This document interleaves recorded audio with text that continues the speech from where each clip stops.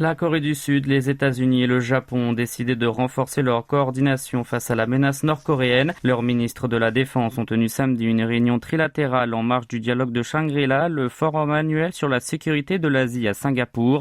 À cette occasion, Lee Jung-sop, Lloyd Austin et Nobuo Kishi sont convenus de régulariser les exercices anti-missiles face aux fréquentes provocations balistiques de la Corée du Nord. L'ordre du jour qui a dominé cette assise tripartite, tenue pour la première fois depuis plus de 2 ans et demi, était la réponse commune à apporter contre la menace nucléaire nord-coréenne. Tout en décidant de coopérer étroitement pour la dénucléarisation de la péninsule, les 3 hommes ont proposé des mesures concrètes. Ils ont décidé d'effectuer régulièrement des exercices d'alerte, de détection et de suivi des missiles. De l'avis des observateurs, ils pourraient reprendre des exercices conjoints anti-sous-marins, anti-terroristes, de recherche et de sauvetage, suspendus depuis 2018 en raison de la détérioration des relations Séoul-Tokyo. Cependant, le ministère sud-coréen de la Défense a fait savoir qu'il était encore trop tôt pour procéder à des entraînements de grande envergure, mobilisant de nombreux effectifs avec le Japon.